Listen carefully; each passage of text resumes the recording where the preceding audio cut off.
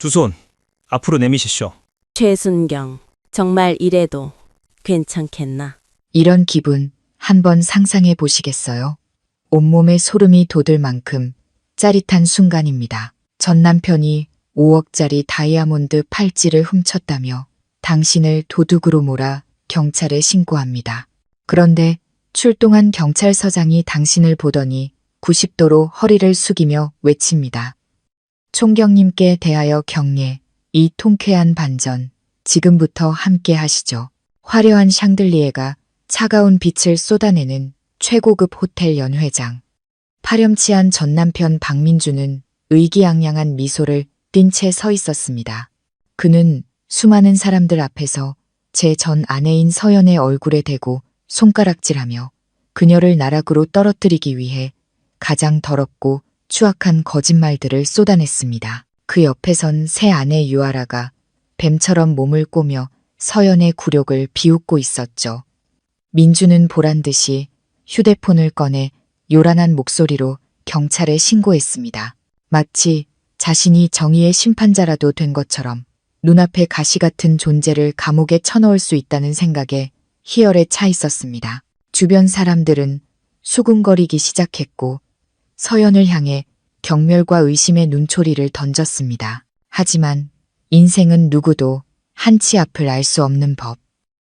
잠시 후 요란한 사이렌 소리가 밤의 정적을 가르고 위험 있는 제복을 입은 경찰서장이 연회장으로 들어설 겁니다. 하지만 그는 민준의 바람대로 서연의 손에 차가운 수갑을 채우는 대신 갑자기 부동자세로 서서 90도로 허리를 숙일 것입니다.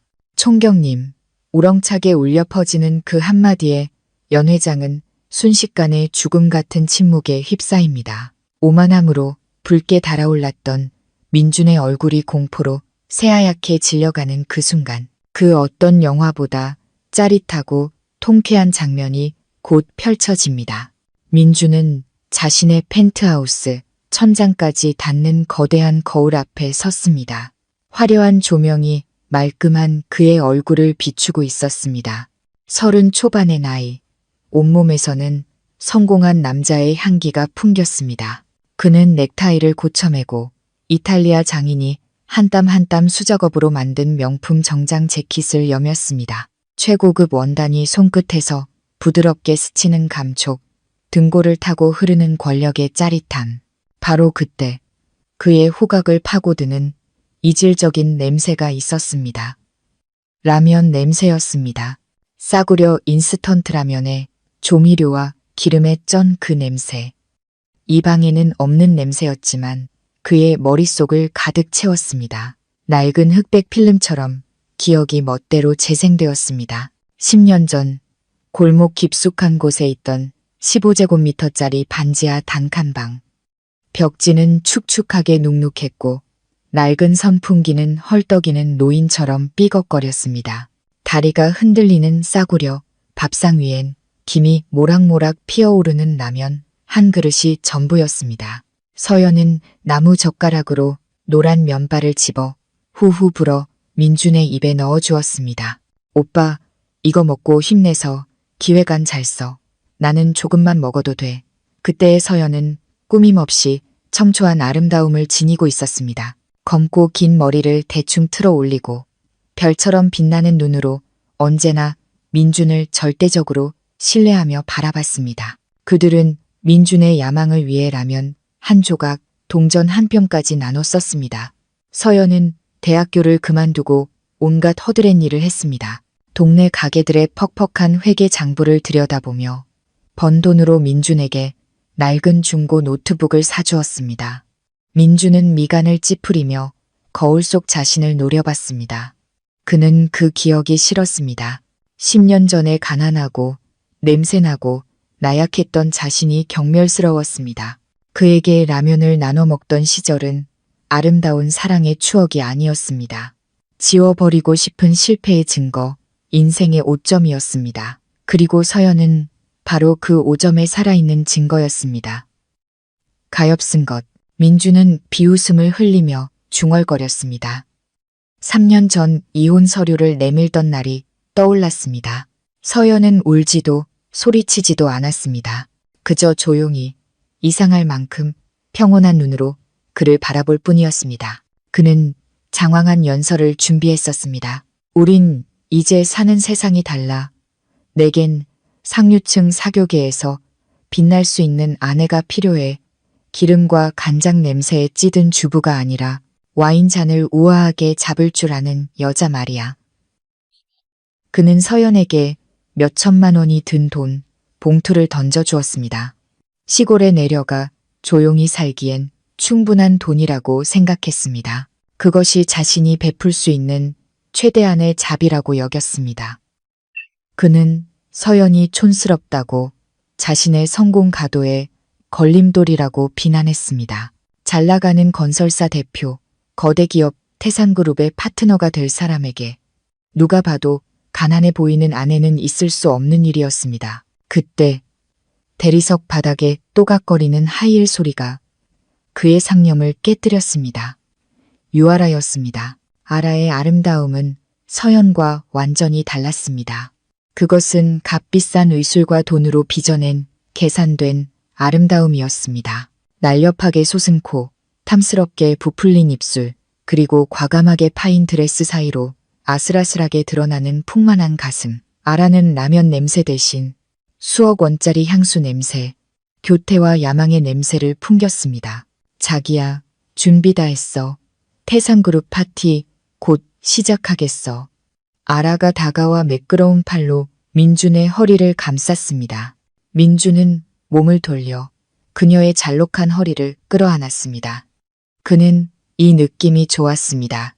마치 세상 사람들 앞에 자랑스럽게 과시할 수 있는 최고급 장신구를 얻은 기분이었습니다. 성공한 남자에겐 그에 걸맞은 액세서리가 필요한 법이고 아라는 그 자리에 완벽했습니다. 잠깐만, 아라가 교태를 부리며 화장대 위에 놓인 붉은 벨벳 상자를 바라봤습니다. 상자 안에는 다이아몬드 팔찌가 눈부시게 빛나고 있었습니다. 민준이 태산그룹의 핵심 협력사로 선정된 것을 기념하며 거금을 주고 산 선물이었습니다. 5억 원. 과거 그가 살았던 쥐구멍 같은 반지하, 방수 10채를 살 수 있는 돈이었습니다. 채워줘. 아라가 새하얀 손목을 내밀었습니다. 민주는 천천히 팔찌를 들어 그녀의 손목에 채워주었습니다. 차가운 다이아몬드가 살케에 닿는 느낌. 팔찌는 아라의 손목을 감싸며 허영 가득한 우아함을 더했습니다. 이 팔찌 하나가 한서연 같은 여자가 평생 벌어도 못 만져볼 돈이겠지. 아라가 일부러 서연의 이름을 들먹였습니다. 그녀는 민준이 과거를 증오한다는 것을 알았고 그것을 상기시켜 자신의 승리를 확인하고 싶었습니다. 민준은 차갑게 코웃음을 쳤습니다. 그 여자 이름, 이 집에서 꺼내지 마. 공기만 더러워져. 밑바닥 인생은 영원히 시궁창에 속할 뿐이야. 이런 걸 보기는커녕 만질 자격조차 없어. 그는 테이블 위 최신형 스마트폰을 집어들고 오늘 밤 참석할 손님 명단을 머릿속으로 훑었습니다. 오늘 밤 서울 로열 제니스 호텔에서 그는 떠오르는 스타로 주목받을 것입니다. 태산그룹의 최고위급 임원들 옆에 서서 붉은 와인을 들고 지갑에 현금보다 블랙카드가 더 많은 사람들과 웃고 떠들 것입니다. 그는 세상에 박민준이 완벽하게 탈바꿈했음을 보여주고 싶었습니다. 과거의 진흙을 털어내고 명품 정장과 권력을 입었다는 것을 그는 모든 것이 자신의 계획대로 완벽하게 진행되고 있다고 확신했습니다. 계약은 성사됐고 돈은 오갔으며 관계는 기름칠되어 있었습니다. 오늘 밤 그를 막을 수 있는 것은 아무것도 없었습니다. 가자. 민준이 아라의 손을 잡았습니다. 두 사람이 펜트하우스를 나서는 그 시각, 도시 반대편, 경찰청 간판이 붙은 삼엄한 건물 안에서 서연 역시 거울 앞에 서 있었습니다. 하지만 그녀는 정장을 매만지는 대신 경찰 제복 어깨에 총경 계급장을 달고 있었습니다. 3년 전과 같이 얼굴은 평온했지만 눈빛은 폭풍을 앞둔 가을 호수처럼 깊고 차가웠습니다. 그녀의 책상 위엔 5억짜리 다이아몬드 대신 태산그룹 비자금 세탁 및 탈세 사건이라는 이름이 붙은 두꺼운 푸른색 수사 파일이 놓여 있었습니다. 파일 맨 위에는 얼마 전 다른 행사에서 의기양양하게 웃고 있는 민준의 사진이 붙어 있었습니다. 서연은 정모를 집어들어 단정하게 썼습니다. 거울 속 자신을 똑바로 응시했습니다. 더 이상 순종적인 아내도 라면을 나눠 먹던 여자도 아니었습니다. 그녀는 허영에 가득 찬 연극의 막을 내리러 가는 정의 그 자체였습니다. 박민준, 그녀가 나직이 그의 이름을 불렀습니다. 목소리에는 한치의 흔들림도 없었습니다. 이제 그물을 거둘 시간이야. 오늘 밤 로열 제니스 호텔에는 돈 냄새뿐 아니라 심판의 냄새도 진동하게 될 거야. 경찰청 건물의 가장 깊숙한 복도 끝에 위치한 사무실. 천장의 형광등은 차갑고 건조한 흰빛을 뿜어내고 있었습니다. 서연의 주위에는 화려한 꽃병이나 값비싼 향초 대신 낡은 종이 냄새와 잉크 냄새, 그리고 쉴 새 없이 돌아가는 서버의 규칙적인 소음만이 가득했습니다. 서연은 책상 뒤에 미동도 없이 앉아 있었습니다. 그녀 앞에는 사건 번호 102D엔 태산그룹이라고 적힌 두꺼운 파일이 놓여 있었습니다. 그녀는 손을 들어 한 장 한 장 넘겼습니다. 몰래 촬영된 사진들, 복잡한 은행 거래 내역, 거미줄처럼 얽힌 자회사들의 관계도, 그리고 그 관계도의 한 구석에 민준의 회사, 민준건설의 이름이 굵은 붉은 선으로 표시되어 있었습니다. 민준은 몰랐거나 혹은 너무 자만해서 깨닫지 못했을 겁니다. 지난 3년간 그의 신데렐라 같은 성공이 그가 그토록 경멸했던 한 쌍의 눈에 의해 줄곧 감시당하고 있었다는 사실을 3년, 1100일, 서연은 의자에 등을 기댄 채 눈을 감았습니다. 지난 3년간 그녀는 너무나 완벽한 이중 생활을 해왔습니다. 때로는 스스로도 숨이 막힐 정도였습니다. 아침에는 시장에 가서 낡은 옷차림으로 생선값, 채소값 1,000원을 깎았습니다. 저녁에는 주방에 서서 머리카락에 기름때가 끼고 살칸에 간장 냄새가 배도록 요리를 했습니다. 그녀는 헌신적인 아내 역할을 연기하며 시어머니의 잔소리와 민준의 부유한 친구들이 던지는 경멸의 눈빛을 묵묵히 견뎌냈습니다. 그는 그녀가 사교성이 없다고 시대에 뒤떨어진 아줌마라고 비난했습니다. 민준은 그녀가 잠든 척하며 몰래 부대로 정보를 전송하고 있었다는 것을 꿈에도 몰랐습니다. 그가 잠든 사이 그의 서재를 청소하며 위장 계약서에 적힌 숫자들을 정확히 기억해냈다는 것도, 그녀는 거대한 태산그룹의 발목에 쇠못을 박기 위해 자신의 청춘과 명예, 그리고 소위 가족이라는 행복까지 모든 것을 희생했습니다. 하지만 감정은 프로그래밍할 수 없는 것이었습니다. 서연은 눈을 떠 파일에서 떨어진 낡은 사진 한 장을 바라보았습니다. 사진 속 그녀와 민준은 15제곱미터짜리 반지하 방 앞에서 김이 모락모락 나는 라면 그릇을 들고 서 있었습니다. 그 시절 그녀를 바라보던 민준의 눈은 감사함으로 가득 차 있었습니다. 그의 배신, 조직의 입장에서 그것은 처벌받아야 할 명백한 범죄 행위였습니다. 하지만 서연 개인에게는 여전히 아물지 않은 상처였습니다. 둔탁하면서도 날카로운 통증, 그는 아내 한 사람을 배신한 것이 아니었습니다. 더러운 돈을 쫓기 위해 자신의 양심마저 배신한 것이었습니다. 그는 이혼할 때 길고양이에게 먹이를 던져주듯 몇천만 원을 던져주었습니다. 그 돈이 그녀가 남은 인생을 총구석에서 살기에 충분한 큰돈이라고 생각했습니다. 그가 몰랐던 것은 한서연 총경의 1시간 업무 가치가 그 오만한 돈다발보다 몇 배는 더 비싸다는 사실이었습니다. 노크 소리가 들리고 젊은 수사관이 들어와 각 잡힌 경례를 했습니다. 보고 드립니다. 로열 제니스 호텔에서 새로운 정보가 들어왔습니다. 서연은 허리를 펴고 앉았습니다. 순식간에 주부의 모습은 사라지고 냉철한 지휘관의 얼굴이 드러났습니다. 말해, 오늘 밤 태산그룹이 로열 제니스 호텔 최상층에서 기념 파티를 개최합니다. 핵심 임원진 전원이 참석하며 박민준도 새 아내와 함께 참석합니다. 정보에 따르면 파티 현장에서 중요한 추가 계약서에 서명할 예정이라고 합니다. 원본 서류를 확보할 절호의 기회입니다. 서연은 손가락으로 책상을 가볍게 두드렸습니다.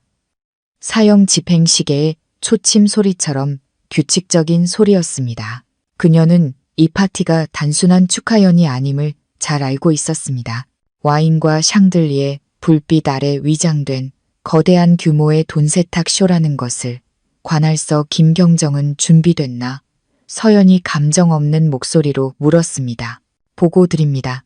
김경정은 명령을 수신했으며 현재 호텔 주변에 인력을 배치하고 총경님의 신호를 대기 중입니다. 서연은 자리에서 일어나 창가로 걸어갔습니다. 경찰청 고층에서 멀리 로열 제니스 호텔의 휘황찬란한 불빛이 보였습니다. 어두운 밤하늘 아래 자신의 은빛 비늘을 과시하는 괴물처럼 이 도시는 참 이상했습니다. 가장 화려한 곳이 종종 가장 많은 쓰레기를 품고 있었습니다. 3년간의 잠입. 그녀의 최종 목표는 개인적인 복수가 아니었습니다. 정의는 남편에게 버림받은 한 여자의 통쾌함을 필요로 하지 않습니다. 하지만 오늘 그녀와 민준 사이에 그리고 법과 법을 무시하는 자들 사이에 얽힌 모든 빚이 깨끗하게 청산될 것입니다. 총경님, 요청하신 옷 준비됐습니다. 젊은 수사관이 종이 가방을 책상 위에 올려놓았습니다. 가방 안에는 단순하고 심지어 조금 낡아 보이는 회색 정장이 들어 있었습니다. 막을 내리기 전 가난한 전처 역할을 위한 마지막 의상이었습니다. 계획대로 진행해 나는 초대받지 않은 손님으로 먼저 들어간다. 박민준과 태산그룹 무리들이 인생 최고의 순간을 마음껏 즐기게도 사이렌이 울리는 순간 모든 것을 깔끔하게 끝내고 싶으니까 알겠습니다. 수사관이 물러나고 사무실은 다시 무서운 정적에 휩싸였습니다. 서연은 책상 위 비녀를 들어 검고 긴 머리를 틀어 올렸습니다. 지난 3년간 부엌 거울 앞에서 수만 번은 했던 동작. 하지만 이번에는 바쁜 주부의 몸짓이 아니었습니다. 사냥을 앞둔 사냥꾼의 준비 자세였습니다. 그녀는 특수 제작된 휴대폰을 꺼내 짧은 메시지를 전송했습니다. 김경정에게 보내는 간결한 지시, 그물수거 작전 개시, 21시 정각, 로비에서 대기. 서연은 푸른색 파일을 옆구리에 꼈습니다. 화장기 없는 맨 얼굴이었지만 사람을 압도하는 위험이 느껴졌습니다. 그녀가 사무실을 나서는 순간 복도에 구두 소리가 또렷하게 울려 퍼졌습니다. 민주는 분명 저 파티에서 그녀를 기다리고 있을 겁니다. 비록 그 사실을 모르겠지만 그는 그녀의 등장을 비웃을 것이고 그녀의 초라함을 사람들의 웃음거리로 만들 것입니다. 자신의 거짓된 권력을 이용해 그녀를 궁지로 몰아넣으려 하겠죠. 서연의 입가에 옅은 미소가 스쳤습니다. 그는 연극을 하고 싶어 했습니다. 그렇다면 그의 인생에서 가장 화려한 무대를 선물해줄 참이었습니다. 입장료가 돈이 아닌 그의 인생과 명예 전부가 될 무대를 오늘 밤 로열 제니스 호텔은 아주 소란스러워질 겁니다. 돈 냄새는 차가운 수갑의 쇠냄새에 묻힐 것이고 과거 라면을 나눠 먹던 그 여자가 그가 공들여 쌓아 올린 모래성의 마침표를 직접 찍을 것입니다. 서연은 엘리베이터에 올랐습니다. 문이 닫히고 그녀의 얼굴이 스테인리스 벽에 비쳤습니다.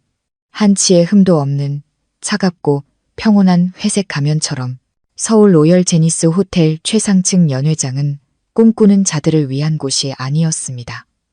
권력과 숫자를 숭배하는 자들을 위한 공간이었습니다. 공기는 값비싼 향수와 최고급 와인, 그리고 민준이 가장 좋아하는 냄새, 바로 돈 냄새로 가득 차 있었습니다. 그 농도는 너무나 짙어서 가난한 자들은 숨만 쉬어도 질식할 것 같았습니다.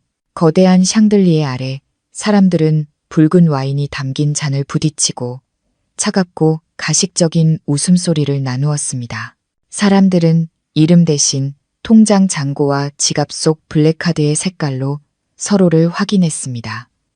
연회장 문이 열리고 민준이 들어섰습니다. 턱을 치켜든 채 한 손은 주머니에 다른 한 손은 아라의 허리를 감싼 모습이었습니다.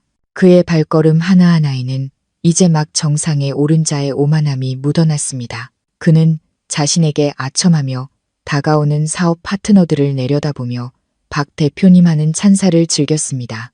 자만심이 그의 가슴을 가득 채웠습니다. 3년 전만 해도 작은 하청이라도 따내려 허리를 굽혀야 했던 그였습니다. 하지만 지금 그는 태산그룹의 귀빈이었습니다. 그는 아라의 허리를 가볍게 쥐었습니다. 오늘 밤 아라는 유난히 화려했습니다. 짙은 붉은색 드레스는 그녀의 긴 다리와 민준이 돈을 쏟아부어 완성한 몸매를 과시했습니다. 그녀의 손목 위 5억짜리 다이아몬드 팔찌는 움직일 때마다 눈부신 빛을 뿜어냈습니다. 민준에게 아라는 단순한 아내가 아니었습니다. 가장 비싼 장신구이자 서연이라는 이름의 누추한 과거와 완벽하게 단절했음을 증명하는 증거였습니다. 자기야, 다들 우리만 쳐다봐. 아라가 속삭였습니다. 목소리는 교태로 가득했지만 눈에는 교만함이 번뜩였습니다. 민주는 비웃었습니다. 사람들은 당신이 아름다워서 쳐다보고 내가 그 아름다움을 소유할 힘이 있어서 쳐다보는 거야. 그때 민준의 머릿속에 서연의 모습이 스쳐 지나갔습니다. 과거 회사 파티에 나타났던 서연은 늘 촌스러울 정도로 수수한 옷차림이었습니다. 향수를 쓸 줄도 몰랐고 와인잔을 제대로 잡지도 못했으며 늘 구석에서 어색하게 서 있어 그를 창피하게 만들었습니다. 그는 그녀의 옷에 밴 기름 냄새가 지긋지긋했습니다. 그에게는 아라처럼 자신을 빛내줄 장신구가 될 수 있는 여자가 필요했습니다. 퍽퍽한 회계 장부만 들여다보는 아줌마가 아니라 내 선택은 완벽했어. 민주는 생각했습니다. 그는 인생 최대의 걸림돌을 제거하고 영광을 향해 나아가고 있다고 믿었습니다. 하지만 그는 몰랐습니다. 그 순간 직원 출입구 근처 어두운 구석에서 한 쌍의 눈이 조용히 그를 지켜보고 있다는 것을. 서연은 그곳에 서 있었습니다. 화려한 드레스의 숲속에서 완전히 이질적인 존재였습니다. 그녀는 단순한 회색 정장을 입고 낡은 비녀로 머리를 단정히 틀어 올렸습니다. 손에는 와인잔 대신 푸른색 파일이 들려 있었습니다. 그녀의 맨 얼굴은 화려한 조명 아래서도 그랜드 플라자의 사치 앞에서도 조금도 위축되지 않았습니다. 오히려 그 눈빛은 연회장에 있는 모든 얼굴들을 샅샅이 훑는 레이더처럼 날카롭고 깊었습니다. 서연은 목표물들을 세고 있었습니다. 목표 1. 태산그룹 재무이사. 저편에서 웃고 떠들고 있군. 목표 2. 유령 계약서를 쥐고 있는 회장. 그리고 목표 3. 박민준. 자신의 거짓된 성공을 과시하며 새 아내를 끌어안고 있는 남자. 그녀의 존재는 결혼식의 유령처럼 조용하고 차가웠으며 거대한 폭풍을 예고하고 있었습니다. 서연은 민준이 상상하던 버림받은 아내처럼 초라하거나 고통스러워 보이지 않았습니다. 오히려 그녀의 모든 몸짓에서는 절대적인 통제력이 느껴졌습니다. 그녀는 돈 냄새가 진동하는 이곳에 서 있었지만 머릿속으로는 그물을 걷어들일 정확한 시간을 계산하고 있었습니다. 그녀는 민준이 고위 관료와 잔을 부딪히는 것을, 아라가 출처가 더러운 돈으로 산 다이아몬드 팔찌를 뽐내는 것을 지켜보았습니다. 한순간 서연의 마음속에 연민이 스쳐 지나갔습니다. 민준은 마치 자신이 세상의 꼭대기에 서 있다고 착각하며 화산 분화구 위에서 노는 어린아이 같았습니다. 서연은 손목시계를 확인했습니다. 앞으로 30분. 그녀의 피가 빠르게 돌기 시작했습니다. 두려움 때문이 아니었습니다. 제 발로 덫에 걸어 들어온 사냥감을 본 사냥꾼의 흥분이었습니다. 지난 3년간 그녀는 신분을 숨기기 위해 인내했고 이 거대한 사건을 위해 세상의 눈에는 패배자로 비치는 것을 감수했습니다. 오늘 밤 그녀의 등장은 그 인내의 끝을 알리는 신호였습니다. 그녀에게는 장신구도 비싼 드레스도 필요 없었습니다. 손에 든 이 파일이야말로 이 방 안에 있는 그 어떤 블랙카드나 민준의 인맥보다 강력한 무기였습니다. 몇몇 직원들이 그녀를 지나치며 길 잃은 청소부쯤으로 여기고 경멸의 눈초리를 던졌습니다. 서연은 신경 쓰지 않았습니다. 그녀는 꼿꼿이 선 채 머릿속에 붉게 표시된 목표들에게서 눈을 떼지 않았습니다. 그녀는 기다리고 있었습니다. 민준이 자신을 발견하는 순간을, 그리고 그의 얼굴에서 오만함이 산산조각 나는 순간을. 로열 제니스 호텔은 여전히 반짝였고 웃음소리는 여전히 울려 퍼졌습니다. 하지만 연회장 구석의 어둠 속에서 한서연 총경은 이미 작전의 마지막 단계를 가동하고 있었습니다. 감미로운 음악이 흐르고 있었지만 서연에게 그것은 고스러질 운명들을 위한 장송곡일 뿐이었습니다. 그녀는 파일을 굳게 쥐고 입꼬리를 살짝 올렸습니다. 진짜 게임은 아직 시작도 안 했어, 박민준. 아라는 다른 사모님들 사이를 오가며 자신의 팔찌를 향한 부러움의 시선을 즐기다 문득 한 곳에서 멈춰 섰습니다. 그녀의 눈이 가늘어졌고 붉은 매니큐어를 칠한 손가락이 민준의 팔을 꽉 쥐었습니다. 자기야, 저기 좀 봐. 저게 누구야? 목소리는 꿀처럼 달콤했지만 놀잇감을 발견한 자의 차가운 냉기가 서려 있었습니다. 민준은 아내가 가리키는 방향으로 눈을 돌렸습니다. 직원 통로 근처 어두운 구석에 칙칙한 회색 정장을 입은 여자의 모습이 보였습니다. 그녀는 소란스러운 사람들 틈에서 조각상처럼 고요하게 서 있었습니다. 비녀로 틀어 올린 머리, 장신구 하나 없는 모습, 화려한 연회장 속에서 우스꽝스러울 정도로 이질적인 존재였습니다. 누구야? 새로 온 청소부인가? 민준이 경멸 가득한 목소리로 미간을 찌푸렸습니다. 완벽한 파티의 밤에 저런 격떨어지는 것이 시야에 들어오는 것 자체가 불쾌했습니다. 하지만 그 여자가 고개를 돌리는 순간 민준의 동공이 수축했습니다. 서연이었습니다. 내 눈이 마주치는 순간 민준 주변의 공기가 모두 빨려 나가는 듯 했습니다. 서연은 그가 3년 내내 상상했던 것처럼 초라하지도 고통스러워 보이지도 않았습니다. 그녀의 눈은 깊고 맑았으며 이상할 만큼 평온했습니다. 푸른색 파일을 든 채 마치 길에서 스쳐 지나가는 낯선 사람을 보듯 그를 바라볼 뿐이었습니다. 민준의 피가 끓어올랐습니다. 낡은 감정 때문이 아니었습니다. 서연의 존재 자체가 그가 그토록 묻어버리고 싶었던 가난한 과거를 상기시키는 오점처럼 느껴졌기 때문이었습니다. 그는 그녀가 무릎 꿇고 돈을 구걸하길 바랐습니다. 비참하고 남루한 모습으로 나타나 자신이 그녀를 버린 것이 옳았음을 증명해 주길 바랐습니다. 하지만 그녀의 그 평온함이 오히려 그에게 모욕감을 안겨주었습니다. 아라는 남편의 미세한 변화를 눈치채고 비웃으며 그의 귀에 속삭였습니다. 돈이 다 떨어져서 설거지 자리라도 구하러 몰래 들어왔나 보네. 내가 가서 예의 바르게 인사 좀 하고 올게. 아라는 민준의 손을 끌고 연회장 구석을 향해 성큼성큼 걸어갔습니다. 대리석 바닥에 부딪히는 그녀의 하이힐 소리가 위협적으로 울렸습니다. 주변 사람들이 호기심에 찬 눈으로 그들을 돌아보기 시작했습니다. 그들은 흥미로운 구경거리를 좋아했고 아라는 오늘 밤 돈 한 푼 안 드는 모욕극을 상연할 작정이었습니다. 어머나, 이게 누구야? 아라가 일부러 모든 사람의 시선을 끌기 위해 목소리를 높였습니다. 서연 씨 아니세요? 제 남편의 전 부인 되시는 분, 여긴 어떻게 오셨어요? 이런 곳은 아무나 들어오는 데가 아닐 텐데. 서연은 고개를 살짝 기울여 아라의 화려한 드레스와 민준의 오만함으로 붉어진 얼굴을 차례로 훑어보았습니다. 그녀는 전혀 위축되지 않았습니다. 입가에 알아보기 힘들 만큼 옅은 미소가 스쳤습니다. 볼 일이 있어서요. 서연이 짧게 대답했습니다.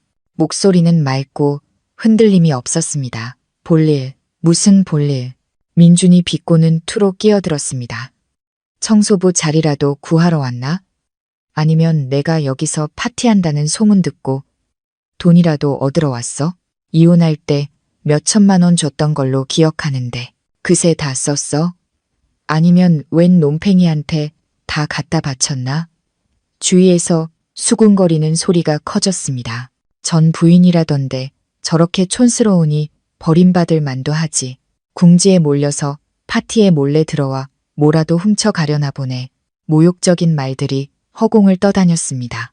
민주는 팔짱을 낀 채 과거 자신과 라면 한 그릇을 나눠 먹던 여자를 짓밟는 쾌감을 만끽했습니다. 그는 이 모욕을 통해 마음속 깊은 곳의 불안감을 잠재우고 싶었습니다. 서연은 여전히 등을 꼿꼿이 세운 채 파일을 접어들고 민준의 눈을 똑바로 쳐다보았습니다. 그녀의 눈에는 원망 대신 깊은 연민이 담겨 있었습니다.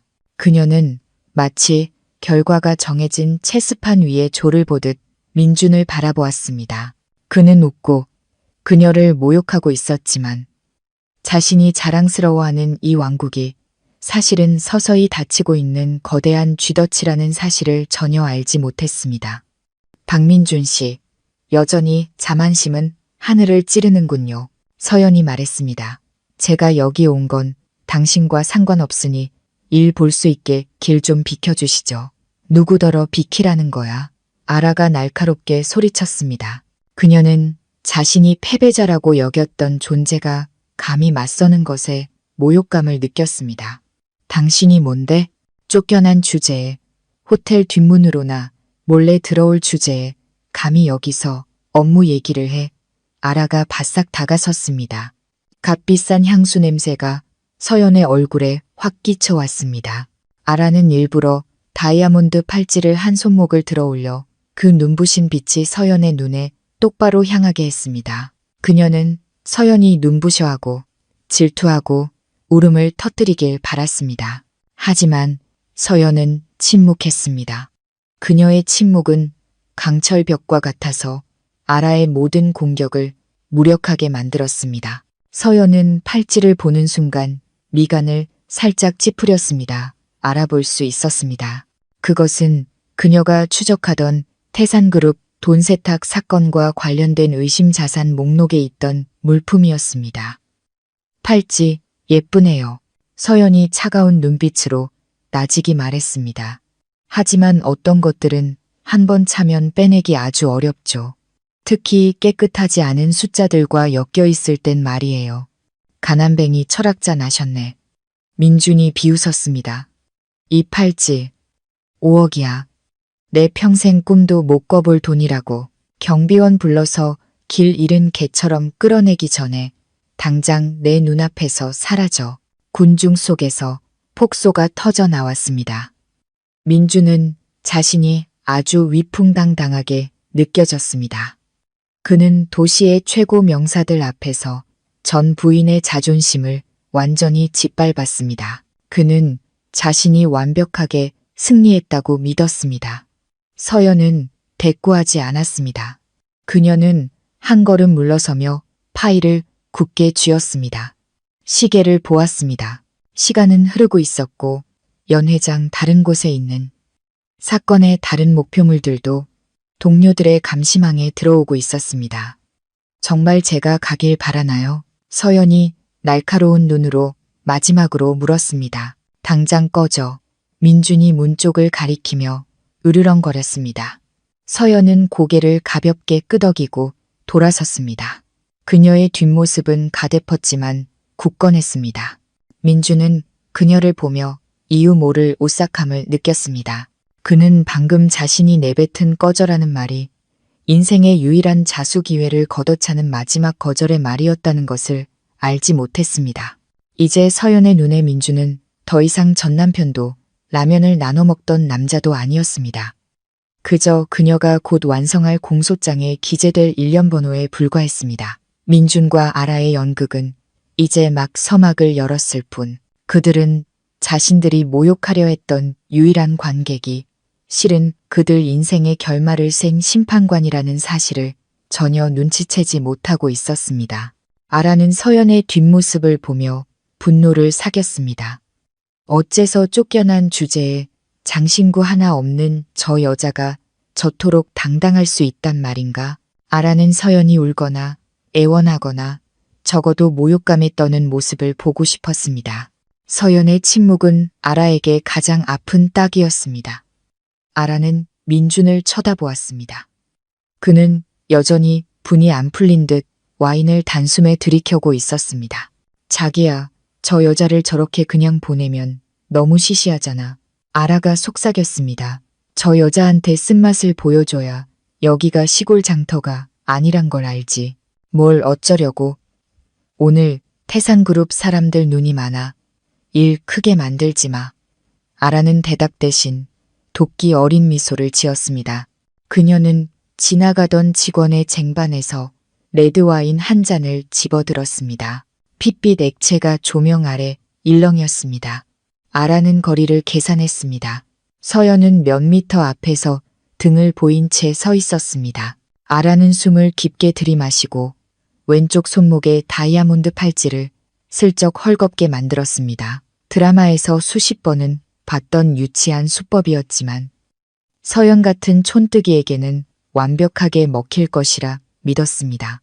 그녀는 술에 취한 척 비틀거리며 걷기 시작했습니다. 서연에게 한 걸음 정도 다가갔을 때 아라는 갑자기 앞으로 몸을 날려 서연의 어깨에 부딪혔습니다. 아야. 아라의 비명이 연회장을 갈랐습니다. 손에 든 와인잔이 공중으로 솟구쳤습니다. 하지만 교묘하게도 와인은 아라의 붉은 드레스가 아닌 서연의 회색 정장 재킷에 그대로 쏟아졌습니다. 붉은 얼룩이 마치 상처처럼 서연의 옷에 번졌습니다. 서연은 잠시 휘청였지만 쓰러지지 않았습니다. 하지만 그 혼란스러운 순간 아라는 재빠르게 손을 뻗어 서연이 어깨에 메고 있던 싸구려 가방 안에 무언가를 집어넣었습니다. 5억짜리 다이아몬드 팔찌가 서연의 낡은 서류들 사이로 소리 없이 미끄러져 들어갔습니다. 여보, 괜찮아? 민준이 놀란 척 달려와 아라를 부축했습니다. 아라는 눈물을 글썽이며 완벽한 연기를 펼쳤습니다. 난 괜찮아. 그냥 서연 씨가 갑자기 돌아서는 바람에 내가 너무 놀라서. 서연은 옷에 묻은 와인을 그리고 아라를 차례로 쳐다보았습니다. 노련한 잠입 수사관인 그녀는 방금 자신의 가방에 무언가 스치는 이상한 감촉을 놓치지 않았습니다. 서연의 입가에 옅은 미소가 번졌습니다. 독사가 드디어 독을 뿜기 시작했군. 서연 씨, 정말 너무하는 거 아니야? 민준이 서연의 얼굴에 대고 소리쳤습니다. 몰래 들어온 것도 모자라 내 아내한테 해코지까지 해? 이 옷이 당신 연봉보다 비싼 건 알아? 상류층 인사들이 그들 주위로 모여들었습니다. 진주 목걸이를 한 사모님들과 명품 정장을 입은 신사들이 원을 그리며 서연을 경멸의 눈으로 쳐다보았습니다. 가난한 것들이 자존심만 세다더니 새 부인 질투해서 저러는 거네. 그때 갑자기 아라가 눈을 동그랗게 뜨고 자신의 왼쪽 손목을 더듬거리다 비명을 질렀습니다. 팔찌, 내 5억짜리 다이아몬드 팔찌가 없어졌어. 자기야, 팔찌가 없어졌다고. 연 회장은 경악으로 술렁였습니다. 5억, 이곳의 부자들조차 놀랄만한 액수였습니다. 어디서? 잘 찾아봐. 민주는 당황한 척 소리쳤지만 마음속으로는 희열이 차올랐습니다. 그는 서연의 가방을 힐끗 쳐다보았습니다. 각본은 완성되었고 이제 자신이 무엇을 해야 할지 알았습니다. 분명히 아까 서연 씨가 저랑 부딪혔을 때 그때 아라는 통곡하며 울부짖었습니다. 그 여자 손이 제 몸을 더듬었어요. 제 주위엔 그 여자밖에 없었다고요. 여러분, 저 여자가 도둑이에요. 저를 미워해서 가난해서 도둑질한 거라고요. 민주는 서연을 노려보며 소리쳤습니다. 내 아내한테 무슨 짓을 한 거야? 당장 팔찌 내놔. 험한 꼴 보기 싫으면. 서연은 비난의 포위 속에서 홀로 서 있었습니다. 그녀는 옷에 묻은 와인을 가볍게 털어내고 아라와 민준을 차갑게 응시했습니다. 그녀의 평온함은 그들의 흥분에 찬물을 끼얹는 것 같았습니다. 전 아무것도 가져가지 않았어요. 서연의 목소리는 낮았지만 강단이 있었습니다. 당신이 스스로 부딪힌 겁니다. 거짓말, 이 도둑년, 아라가 소리치며 서연의 가방을 낚아채려 했습니다. 훔치지 않았다면 가방 검사하는 게 뭐가 두려워? 이 안에 분명히 증거가 있을 거야. 군중이 동조하기 시작했습니다. 맞아, 가방 뒤져봐. 저런 것들은 감옥에 쳐넣어야 버릇을 고치지.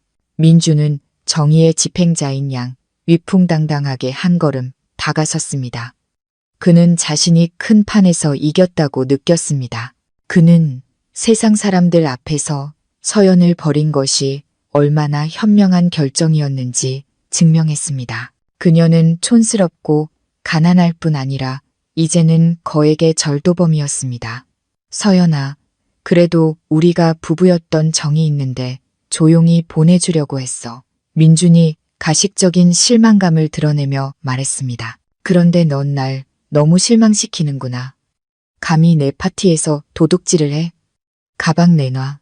민준은 서연이 수갑을 차고 모든 파트너들이 보는 앞에서 끌려가는 모습을 보고 싶었습니다.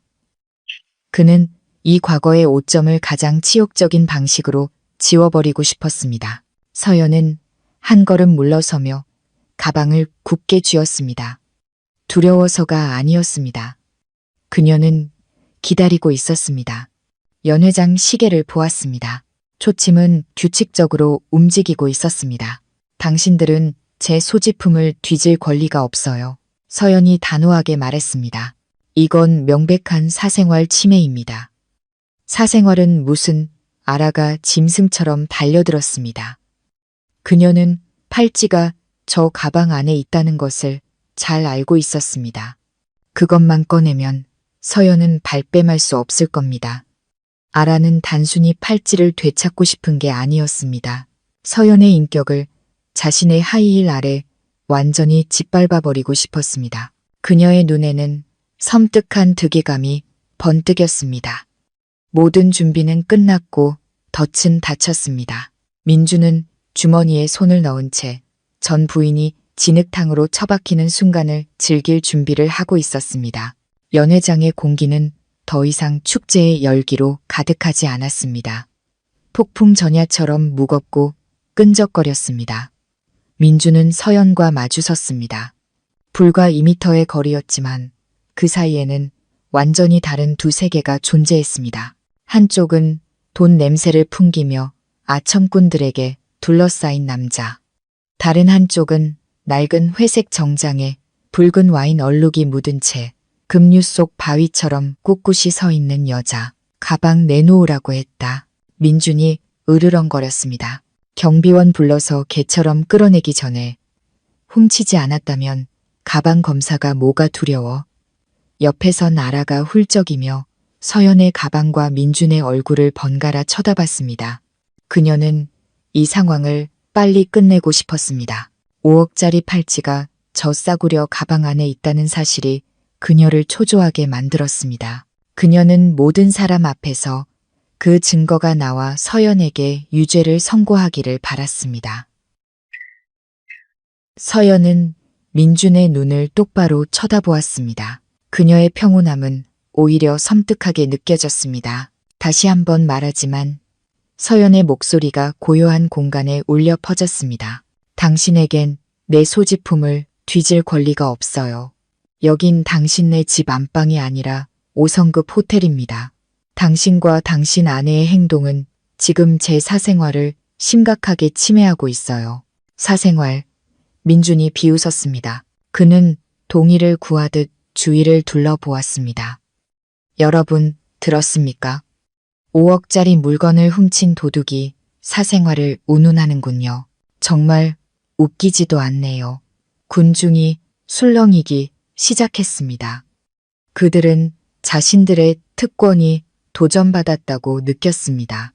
감히 하층민이 법을 들먹이며 성공한 사람에게 대든다고 생각했습니다.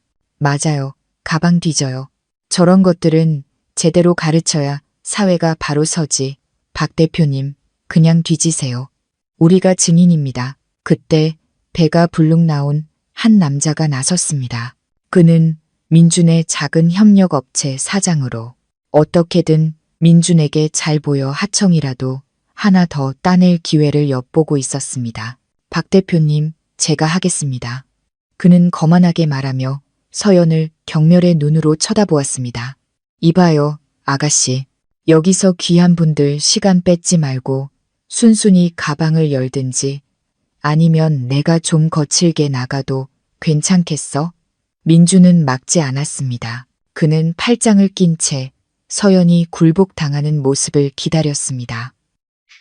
남자는 민준의 허락을 받자 더욱 기세등등해져 서연에게 다가갔습니다. 금반지를 낀 그의 두툼한 손이 서연의 가방을 향해 뻗어왔습니다. 이리 내놔. 모든 일은 순식간에 일어났습니다. 남자의 손이 가방끈에 닿는 순간 서연은 갑자기 몸을 낮췄습니다. 그녀는 물러서는 대신 단호하게 한 걸음 앞으로 나아가며 남자의 손목을 낚아채고 다른 손으로 그의 팔꿈치를 꺾었습니다. 뚝! 건조한 뼈 소리가 울려 퍼졌습니다.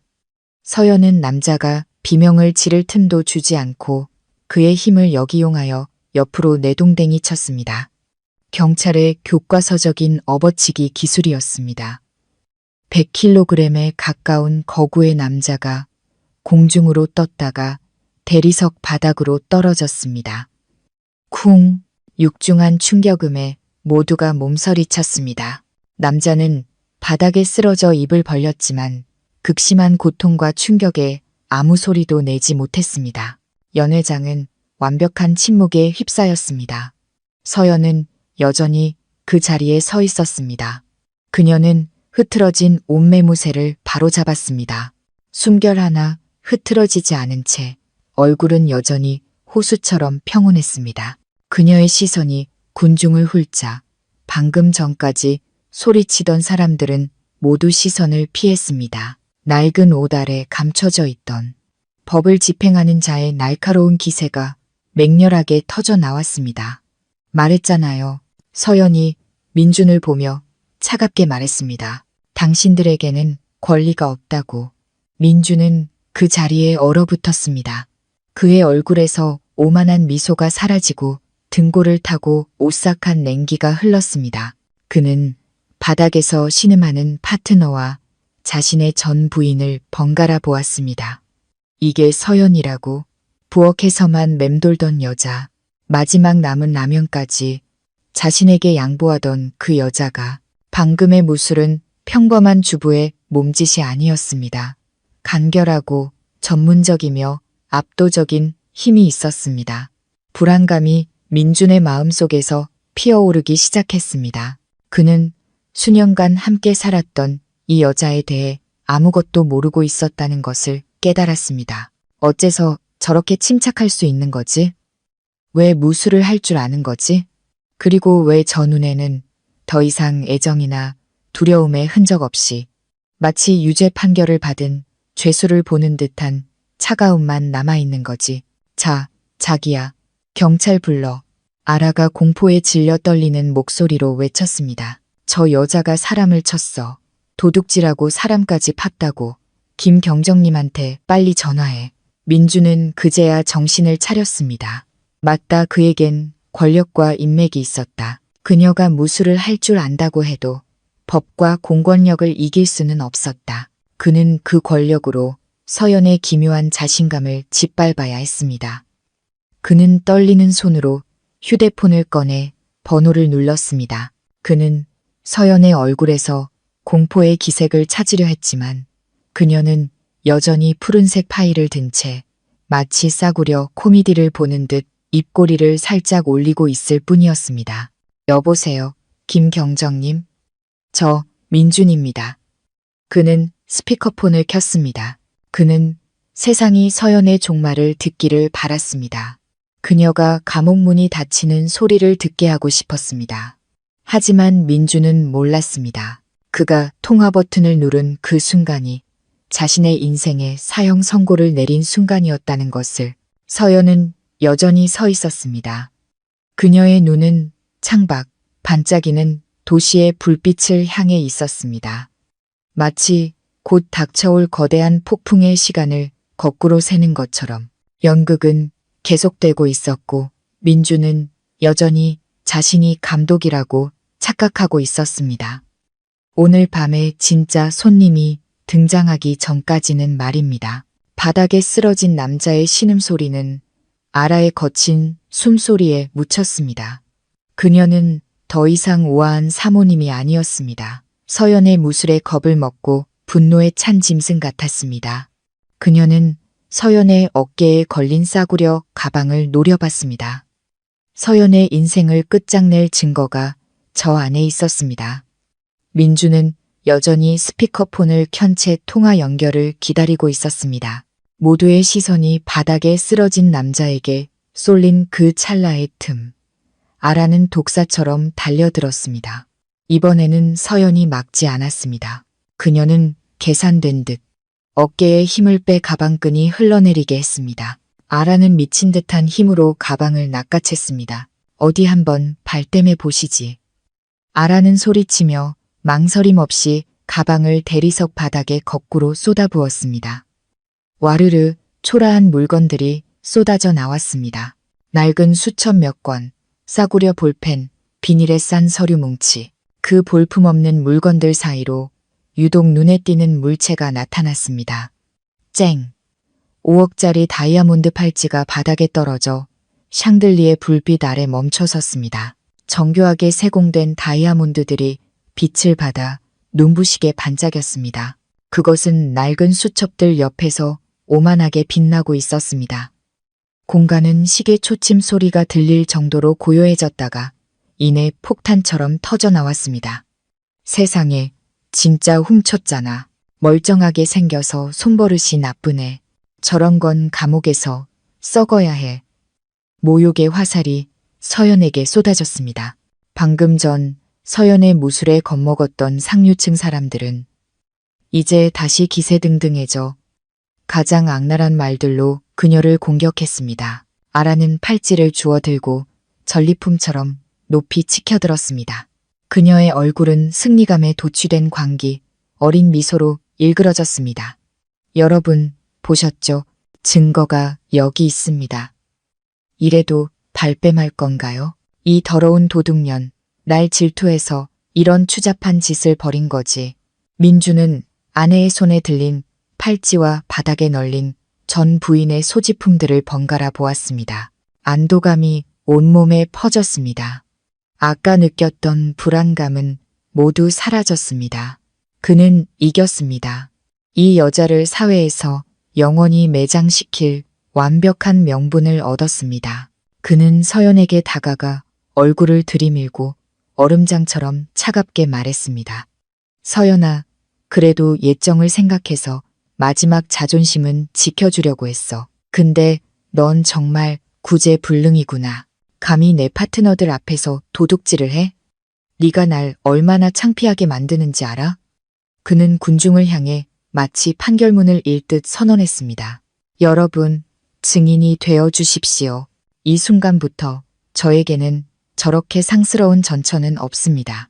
그녀와의 과거는 제 인생의 실수이자 오점입니다. 저런 인간은 우리와 같은 공기를 마실 자격도 없습니다. 몇몇 아첨꾼들의 박수 소리가 연회장에 퍼져나갔습니다. 민주는 마치 악의 뿌리를 뽑아낸 정의로운 판사라도 된 듯 고개를 셔켜들었습니다. 모욕의 폭풍 속에서도 서연은 꿋꿋이 서 있었습니다. 그녀는 고개를 숙이지도 변명하지도 않았습니다. 그녀는 아라의 손에 들린 팔찌를 보았습니다. 그녀는 그 팔찌 프레임의 미세한 흠집까지 알고 있었습니다. 태산그룹의 자금주를 통해 운반될 때 그녀가 직접 초소형 위치 추적 장치를 심어 놓았기 때문입니다. 그리고 서연은 천천히 고개를 들었습니다. 그녀는 천장에 달린 감시 카메라에 검고 차가운 렌즈를 응시했습니다. 그녀는 알고 있었습니다. 몇 킬로미터 떨어진 비밀 상황실에서 동료들이 이 모든 장면을 기록하고 있다는 것을, 민준의 모든 말, 아라의 모든 조작된 행동이 빼도 박도 못할 증거가 되고 있었습니다. 마음속으로 서연은 카운트다운을 시작했습니다. 10, 9, 8. 그녀는 민준의 모욕에 조금도 상처받지 않았습니다. 오히려 이상한 해방감을 느꼈습니다. 그의 선언은 그와 그녀 사이의 마지막 남은 정마저 끊어냈습니다. 이제 그는 더 이상 전 남편이 아니었습니다. 그저 자신의 오만함으로 제 무덤을 파는 범죄 용의자일 뿐이었습니다. 서연의 입가에 알 수 없는 미소가 번졌습니다. 연기 한번 잘하시네요. 서연이 나직이 말했습니다. 그런데 정말로 이 일을 이렇게 키우고 싶으세요? 지금 당장 경찰이 여기 오는 걸 원하냐는 말입니다. 하하, 이제 와서 무서워? 아라가 비웃었습니다. 감옥 갈까봐 겁나? 너무 늦었어. 오늘 내가 너한테 쓴맛이 뭔지 제대로 보여줄게. 민주는 연회장 한가운데 서서 최신형 스마트폰 화면을 망설임 없이 쓸어내렸습니다. 그는 단순히 신고를 넘어 권력의 쇼를 보여주고 싶었습니다. 그는 자신을 지켜보는 태산그룹의 거물들 앞에서 자신이 돈뿐만 아니라 막강한 인맥도 가졌음을 증명하고 싶었습니다. 그는 번호를 누르고 스피커폰 버튼을 눌렀습니다. 그는 관할 경찰서장의 목소리가 모든 사람의 귀에, 특히 서연의 귀에 똑똑히 들리기를 바랐습니다. 전화 연결음이 연회장의 정적을 갈랐습니다. 민주는 득에 양양한 미소를 지었습니다. 아라도 다리를 꼬고 앉아 경멸 어린 표정으로 상황을 즐기고 있었습니다. 여보세요, 누구십니까? 수화기 너머로 권위 있는 목소리가 들려왔습니다. 민주는 즉시 목소리 톤을 바꾸어 친한 형님에게 말하듯 너스레를 떨었습니다. 아, 김경정님? 저 민준입니다. 민준건설 박민준이요. 수화기 너머는 잠시 조용하더니 이내 그를 알아본 듯한 목소리가 들렸습니다. 아, 박 대표? 이 시간에 웬일인가? 민준은 사람들이 자신의 인맥에 대해 수군거리는 것을 즐기며 보란듯이 큰 소리로 말했습니다. 경정님, 죄송합니다. 파티 중에 이런 일로 연락드리게 돼서요. 여기서 현행범을 잡았습니다. 5억짜리 물건을 훔친 도둑년이요. 5억? 로열 제니스 호텔에서 김경정의 목소리가 심각해졌습니다. 용의자가 누군가? 민주는 서연을 쳐다보았습니다. 그녀는 여전히 미동도 없이 그를 바라보고 있었습니다. 그녀의 평온함이 그의 심기를 건드렸습니다. 그는 한 글자 한 글자 힘주어 말했습니다. 제 전처입니다. 가난해서 정신이 나갔나 봅니다. 제 새 아내가 가방에서 훔친 물건을 찾아냈습니다. 당장 병력 좀 보내주십시오.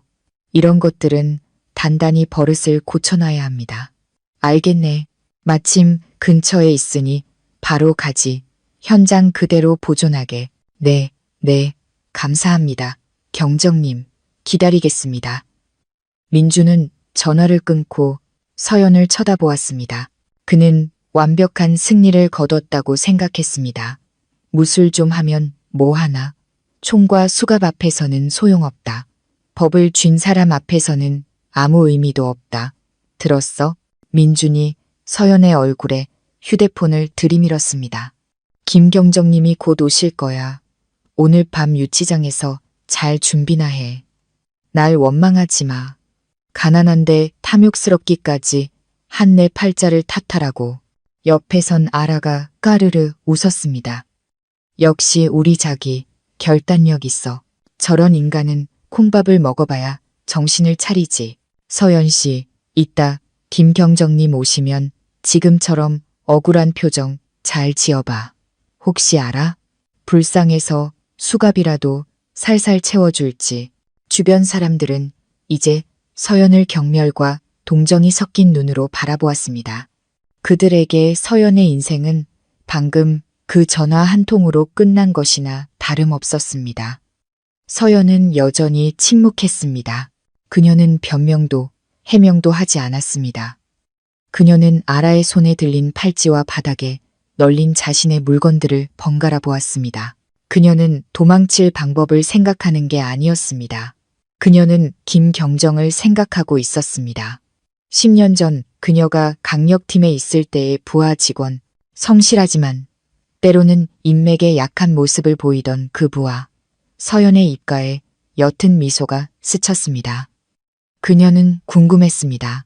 오랜 세월이 흐른 지금 이 오만한 사람들 앞에서 김경정이 자신에게 어떤 모습으로 고개를 숙일지. 민준의 마음속 희열은 절정에 달했습니다.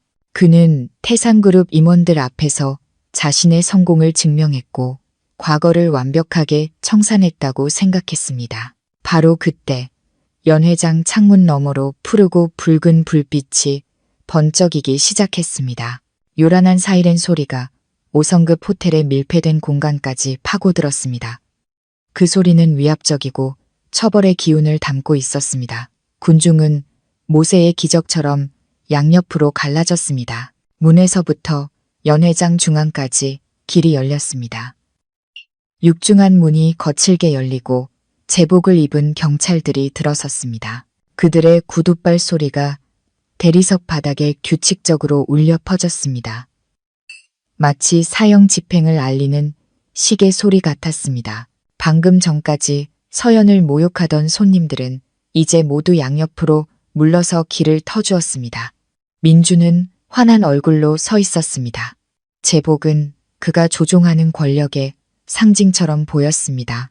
그는 마치 반역자를 처단하기 위해 군대를 호출한 황제라도 된 기분이었습니다.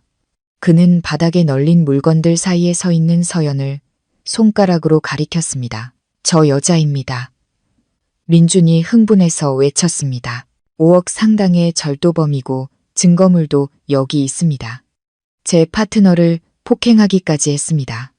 당장 처리해 주십시오. 젊은 경찰 한 명이 앞으로 나섰습니다.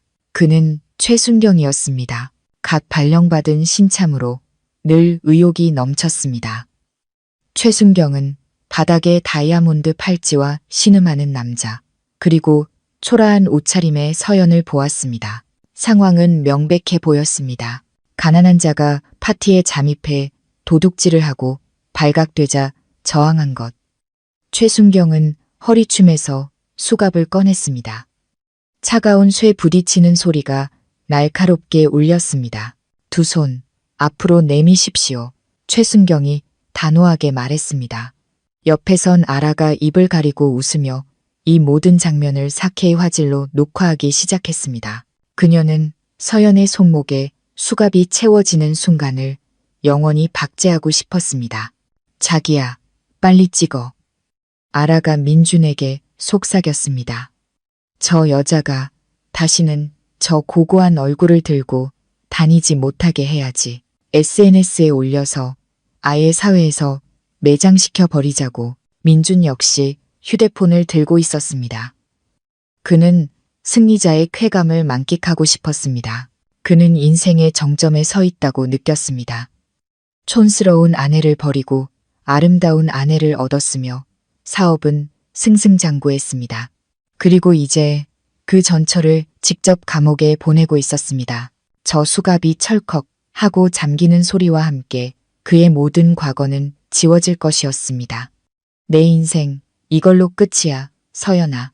민준이 나직이 읊조렸습니다. 젊은 경찰이 서연에게 다가가 수갑을 채우려던 그 순간 서연이 고개를 들었습니다. 그녀의 눈에는 두려움이나 애원, 당황의 기색이 전혀 없었습니다. 그것은 모든 것을 내려다보는 자의 깊고 차가우며 압도적인 눈빛이었습니다. 최순경은 순간 심장이 배는 듯 했습니다. 저 눈빛은 범죄자의 것이 아니었습니다.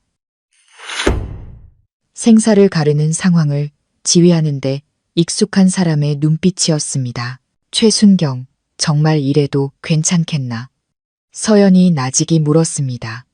목소리는 작았지만 천근만근의 무게가 실려 있었습니다. 그것은 협박이 아니라 돌이킬 수 없는 실수를 저지르려는 부하에게 보내는 상관의 경고였습니다.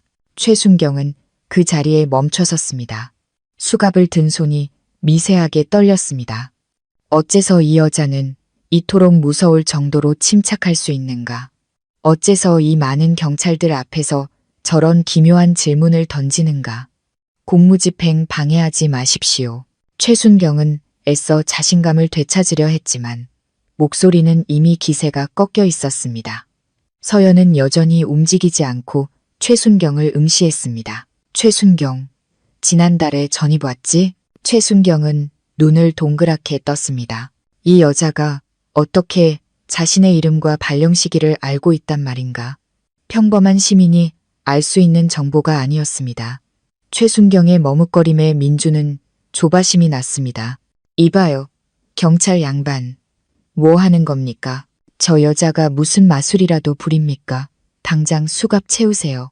알아도 거들었습니다. 맞아요. 빨리 처리하고 파티 계속하게 해줘요.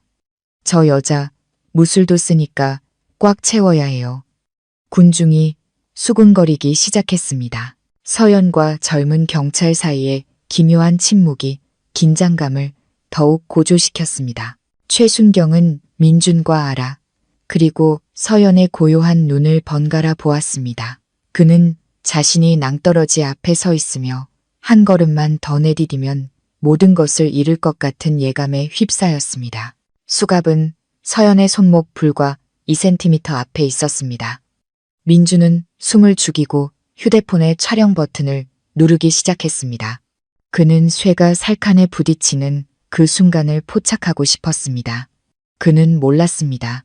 서연의 침묵이 자신의 머리 위로 쏟아질 거대한 지진 전의 고요함이라는 것을. 그녀는 수갑을 보고 있지 않았습니다. 그녀는 연회장 입구 쪽을 보고 있었습니다. 그곳에서 잿빛 얼굴의 김경정이 군중을 헤치고 들어오고 있었습니다. 최순경은 여전히 서 있었습니다. 그의 손에서 수갑은 마치 그의 운명처럼 공중에 떠 있었습니다. 한 방울의 식은땀이 그의 관자놀이를 타고 흘러내렸습니다. 그의 직감이 말해주고 있었습니다. 만약 이 수갑을 채운다면 자신의 경찰 인생은 여기서 끝날 것이라고. 민준이 그토록 기다리던 철컥 소리는 끝내 들리지 않았습니다. 연회장 밖 사이렌 소리는 여전했지만 안은 죽음 같은 침묵에 휩싸였습니다. 최순경은 여전히 미동도 하지 않았습니다. 그의 손에 들린 수갑이 마치 그의 운명처럼 공중에 매달려 있었습니다. 서연의 시선은 여전히 그에게 고정되어 있었습니다. 바로 그때 입구 쪽 군중이 양옆으로 갈라졌습니다. 김경정이 들어섰습니다. 그의 발걸음은 평소의 여유로운 모습이 아니었습니다. 그는 거의 뛰다시피 걸어오고 있었고 얼굴은 격한 움직임과 아마도 내면을 불태우는 극심한 공포 때문에 붉게 상기되어 있었습니다. 땀이 비오듯 쏟아져 제복 어깨를 적시고 있었습니다. 민주는 김경정의 모습을 보자마자 얼굴이 환해졌습니다. 자신의 구원자가 나타났다고 생각했습니다. 민주는 군중을 헤치고 달려나가며 의기양양하게 웃었습니다. 아이고, 김경정님, 정말 딱 맞춰 오셨습니다. 민준이 손을 내밀며 아는 척했습니다. 저 도둑년입니다. 경찰한테까지 무술을 쓰며 저항하더군요. 5억짜리 증거물도 바닥에 있고 증인은 수백 명입니다. 당장 잡아 넣어 주십시오. 하지만 민준의 말은 차갑게 끊겼습니다. 김경정은 민준을 쳐다보지도 악수할 생각도 없어 보였습니다. 민준이 그의 소매에 손을 대는 순간 김경정은 거칠게 그 손을 뿌리쳤습니다. 민준은 그 힘에 비틀거리며 하마터면 옆 테이블 위로 넘어질 뻔했습니다. 비켜. 김경정이 이를 악물고 으르렁거렸습니다. 그의 목소리에는 초조함과 숨길 수 없는 공포가 뒤섞여 있었습니다. 민준은 그 자리에 얼어붙었습니다. 그의 얼굴에서 미소가 굳어졌습니다. 도대체 무슨 일이지? 왜 김경정이 저런 태도를 보이는 거지? 김경정은 서연의 바로 앞에 멈춰 섰습니다. 최순경은 서장이 온 것을 보고 지원을 받을 생각에 큰 소리로 보고했습니다. 서장님께 보고 드립니다. 용의자가 완강히 저항하여 강제 연행 준비 중이었습니다. 입 닥치고 물러서 김경정은 서연을 향해 있는 수갑을 보고 불같이 화를 냈습니다. 최순경은 그렇게 분노한 서장의 모습을 본 적이 없었습니다. 그는 재빨리 손을 거두고 세 걸음 뒤로 물러섰습니다. 그리고 수백 개의 눈이 지켜보는 앞에서 화려한 샹들리의 불빛 아래에서 믿을 수 없는 광경이 펼쳐졌습니다. 민준이 그토록 자랑하던 의형제, 위험 있는 김경정이 갑자기 부동자세로 섰습니다. 그는 두 발을 탁 소리가 나게 모으더니 이내 허리를 깊이 숙였습니다. 완벽한 90도 각도였습니다. 그것은 단순한 인사가 아니었습니다. 존경과 복종의 표시였습니다. 그는 고개를 깊이 숙인 채 그 자세를 유지했습니다. 총경님께 대하여 경례. 우렁찬 두 마디가 연회장에 울려 퍼졌습니다. 그 소리는 그곳에 있던 모든 사람들의 마음에 그리고 민준의 고막에 천둥처럼 내리꽂혔습니다. 로열 제니스 호텔은 완벽한 침묵에 휩싸였습니다. 그 침묵은 더 이상 호기심이 아니었습니다. 극도의 경악이었습니다. 수군거림도 거친 숨소리도 없었습니다. 호텔의 음악마저 파슨 듯 했습니다. 쨍그랑 날카로운 파열음이 정적을 깼습니다.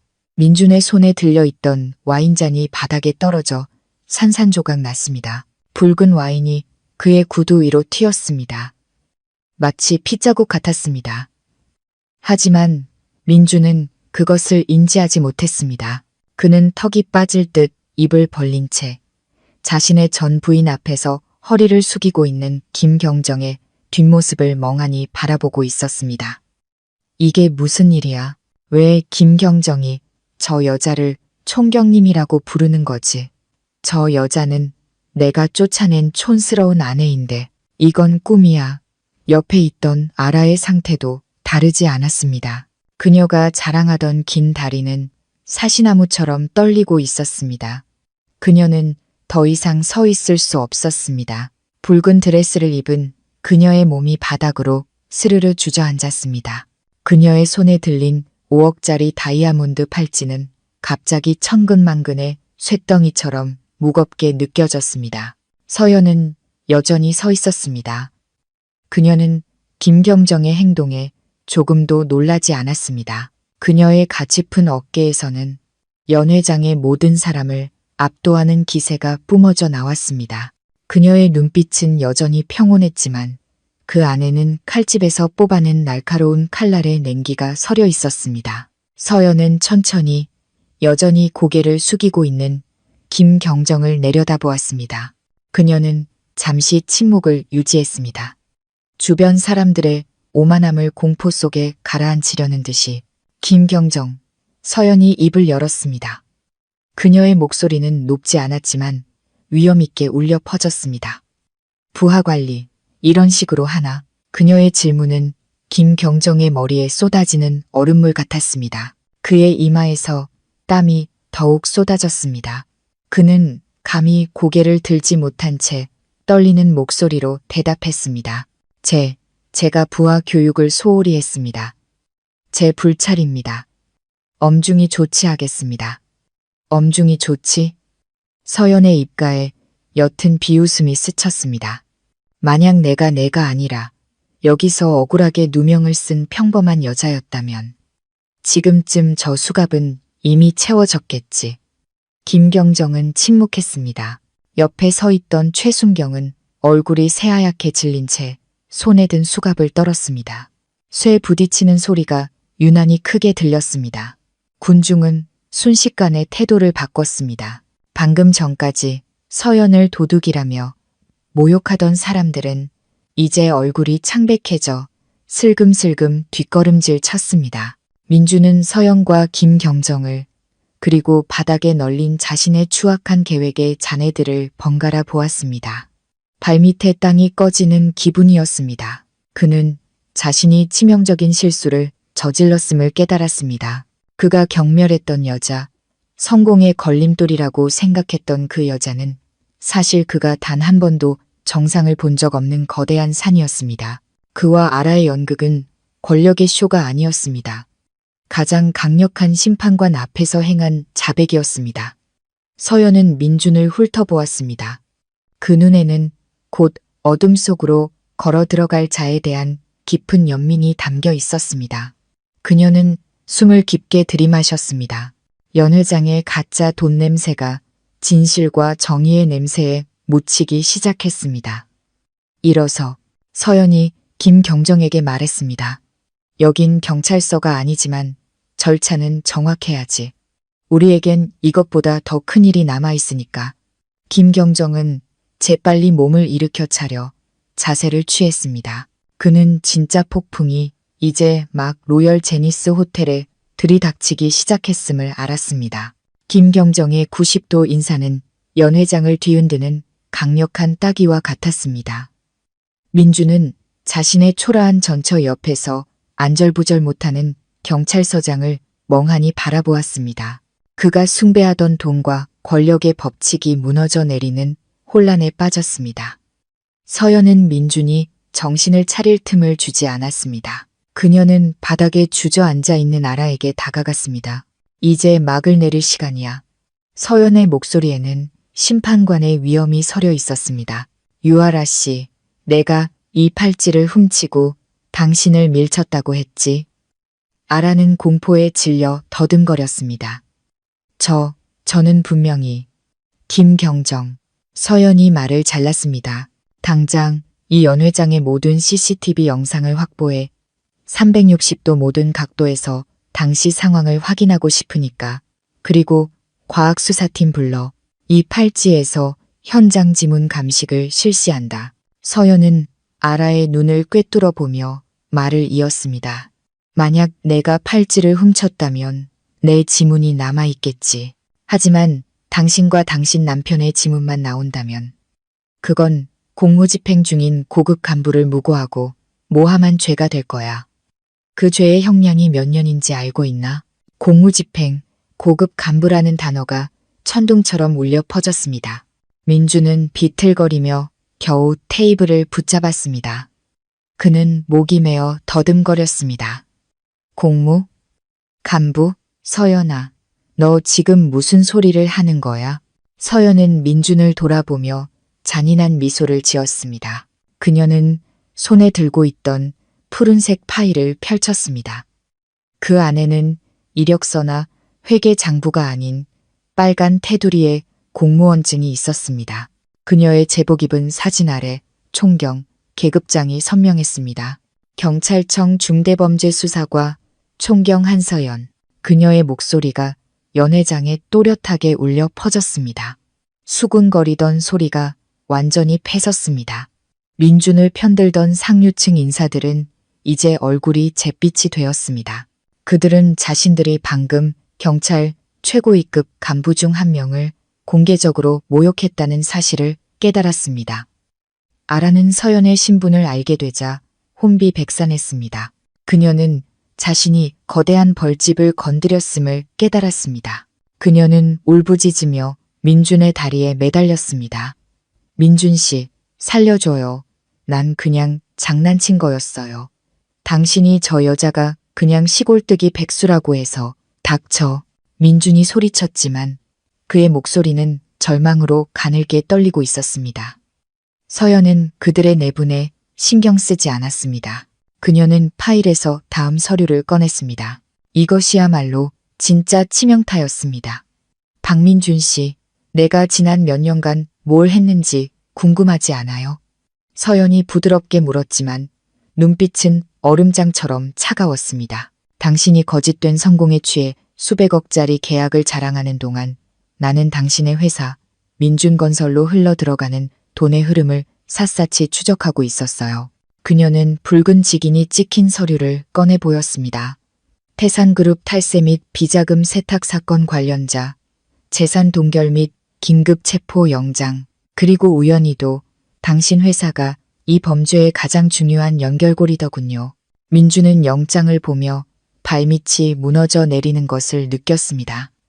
돈 세탁, 탈세, 완벽하게 숨겼다고 생각했던 유령 계약서와 가짜 세금 계산서. 그 모든 것이 그가 경멸했던 전처의 손바닥 안에 있었습니다. 그는 경찰 총경의 신분으로 서 있는 서연을 보았습니다. 잔혹한 진실이 그의 머리를 강타했습니다. 지난 3년간 그가 자랑스러워했던 성공과 긁어모은 재산은 사실 거대한 덫이었습니다. 그리고 그가 단돈 몇 천만 원에 내쫓았던 아내는 사실 그의 목에 밧줄을 걸고 조일 타이밍만 기다리고 있었던 사냥꾼이었습니다. 그녀는 걸림돌이 아니라 그의 인생 전체를 덮은 정의의 그물이었습니다. 그녀의 침묵과 인내, 촌스러운 겉모습은 그녀가 약해서가 아니었습니다. 그의 싸구려 명예 따위와는 비교도 안 될 거대한 임무를 수행하고 있었기 때문이었습니다. 서연아, 우리 합의하자. 민준이 공포에 질려 중얼거렸습니다. 그는 기어가다시피 일어서서 억지 미소를 지었습니다. 우리가 그래도 부부였는데 내가 잘못했어. 내가 다 보상할게. 서연은 기이한 생물체를 보듯 민준을 쳐다보았습니다. 그녀의 눈에 담긴 경멸은 이제 잔인할 정도의 평온함으로 바뀌어 있었습니다. 법이 당신 집안의 장난감인 줄 아나? 서연은 김경정을 향해 돌아섰습니다. 목소리는 지휘관의 단호함으로 가득 찼습니다. 김경정, 유아라의 무고 및 증거 조작 혐의에 대해 현장 조서를 작성하고 팔찌는 증거물로 압수해. 그녀는 마지막으로 민준을 쳐다보았습니다. 그리고 박민준에 대해서는 지금 즉시 민준건설 사무실을 압수수색하고 모든 컴퓨터와 회계 장부를 확보해 두 사람 모두 경찰서로 연행해서 우리 부서의 본 수사를 위한 기초 조사를 시작하도록. 알겠습니다, 총경님. 김경정이 크게 외치고 부하들을 향해 소리쳤습니다. 멋들 하고 있나? 당장 저들을 체포해. 차가운 수갑이 채워지는 소리가 건조하게 울려 퍼졌습니다. 이번에는 그 수갑이 아라와 민준의 손목에 채워졌습니다. 민준이 그토록 서연에게서 보고 싶어 했던 치욕의 순간이 이제 수백 명의 비즈니스 파트너들 앞에서 그의 자유와 명예를 박탈하는 순간이 되어 돌아왔습니다. 로열 제니스 호텔은 여전히 화려했지만 민준에게 모든 것은 감옥처럼 어두워졌습니다. 그는 인생에서 가장 소중한 보석을 버리고 반짝이지만 가치 없는 돌멩이 더미를 얻었다는 것을 깨달았습니다. 그리고 그가 사교성 없다고 무시했던 그 여자가 이제 그의 인생과 사업에 마침표를 찍고 있었습니다. 서연은 그들을 더 이상 쳐다보지 않았습니다. 그녀는 조용히 파일을 덮고 창밖을 보았습니다. 도시는 세찬 밤비에 젖어들고 있었습니다. 연극은 막을 내렸습니다. 경찰차의 사이렌 소리는 여전히 요란했지만 로열 제니스 호텔 연회장 안은 이제 몰락의 냄새로 가득 찼습니다.